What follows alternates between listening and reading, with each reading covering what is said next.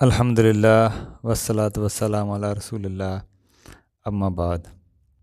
देखें विरासत के मसाइल जो शरई तरीका है उसके बारे में पीछे भी हमने कुछ चीज़ें देखी हैं कि विरासत में ये इसकी कितनी अहमियत है। हर किसी को इसको जानना चाहिए, हर किसी को इसका वास्ता पड़ता है विरासत से। तो ये हर किसी के लिए ज़रूरी है इसका इल्म। और ये जब इंसान फ़ौत हो जाए फिर ये मसला पेश आता है विरासत का, ज़िंदगी में नहीं होती। बाज़ लोग सवाल करना शुरू कर देते हैं, ज़िंदगी में माँ बाप की विरासत में हमारा कितना हिस्सा है। ज़िंदगी में हिस्सा नहीं होता, ना ही कोई डिमांड कर सकता है, ना कोई मांग सकता है ज़बरदस्ती। हाँ, अगर कोई मांगने पर माँ बाप खुशी खुशी दे दें ज़िंदगी में, वो अलग मसला है।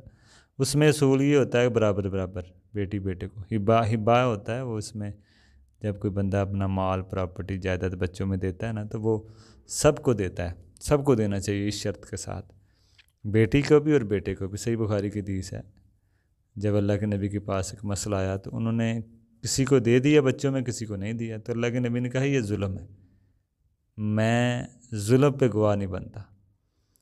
तो इसलिए ये है जो तरीका ज़िंदगी में, हम विरासत नहीं कह सकते, विरासत मरने के बाद ही होती है। ज़िंदगी में अगर कोई अपने बच्चों को दे तो वो फिर बराबर बराबर वाला असूल चलेगा। उसमें भी एक मसला है, वो ये है कि अगर ज़िंदगी में बाप ने अपनी खुशी से बच्चों को दे दिया, हक समझते हुए नहीं, वैसे ही दे दिया उनको उनके मांगने पर या अपनी रज़ामंदी से, तो बेटों का इसमें नुकसान है। बेटों का इसमें ये नुकसान है कि बेटों को अगर बाद में मिलता तो उनको डबल मिलता अपनी बहनों से, लेकिन ज़िंदगी में मिल रहा है तो ज़िंदगी में विरासत नहीं है, हिब्बा है। तो हिब्बा में फिर ये असूल होता है कि एक ही तरह के जो लोग होते हैं ना औलाद में, तो उनमें इंसाफ किया जाता है, क्योंकि ये विरासत नहीं है। बेटी बेटे में फ़र्क नहीं किया जाएगा। शायद कुछ कौल मिलते हों ज़िंदगी में भी, उस तरह आप बाँट दें। इमाम अहमद बिन हम्बल के यहाँ शायद ये कौल पाया जाता है, लेकिन सही मसला यही है कि ज़िंदगी में भी बराबर बराबर वाला असूल ही चलेगा।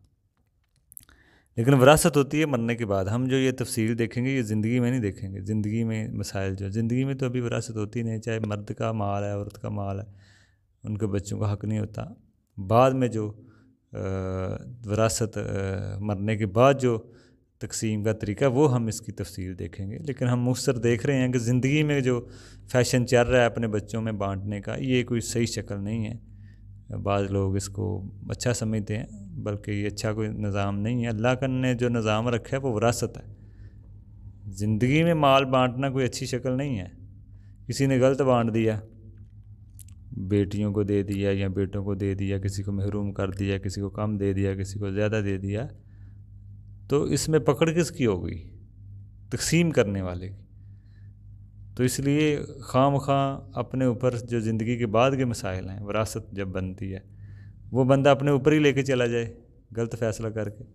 बाद में औलाद तो नहीं इस मसले को देखेगी कि बाप ने जहालत की बिना पे इस तरह कर दिया, हम सही कर दें मसले को। तो इसलिए ये अपने ही हाथों से मसले को ख़राब करके जाना, ये सही शक्ल नहीं है। बंदा वसीयत बना दे, अगर किसी को ये डर है कि मेरी बच्चियों को नहीं मिलेगा, बच्चों को नहीं मिलेगा, तो वसीयत तो है ना, मरने वाले की बात रखी जाती है। वो वसीयत बनाए कि मेरे मरने के बाद मेरी बेटियों को भी मिले, बेटों को भी मिले, इसमें तख़यीर ना की जाए, किसी का हक़ ना मारा जाए, जैसे भी अल्लाह ने हिस्से रखे हैं इनको दे दिए जाए। चले माली वसीयत बच्चों पे नहीं कर सकता अपने तौर पे, लेकिन ये इस तरह की वसीयतों तो हो सकती हैं ना जो जायज़ वसीयतें हैं, तो वो हर किसी को करनी चाहिए। और जो नहीं करते उनको पता है बेटियों को महरूम किया जाएगा, नहीं कर रहे वो भी फिर गुनहगार हैं। बाज़ अहले इल्म की राय है, जैसे सही बुखारी की हदीस है कि अगर कोई नोहा करे तो उस पर रोए, मातम करे तो उसको अजाब होता है मुर्दे को, क्योंकि उसने मना क्यों नहीं किया।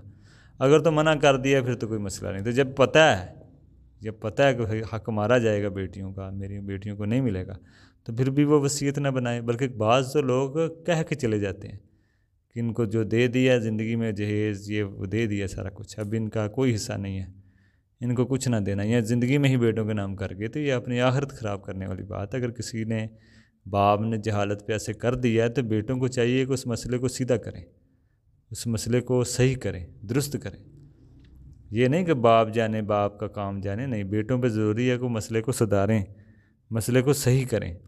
तो ये हम देखिए कोई चीज़ें कि जो ज़िंदगी में अपने माल बांटते हैं उसके नुकसानात हो सकते हैं, लेकिन हम जो तफसील देखेंगे विरासत, वो मरने के बाद के जो मसाइल हैं, तरका जिसे हम कहते हैं, छोड़ा हुआ माल, उसकी तफसील हम देखेंगे इंशाल्लाह।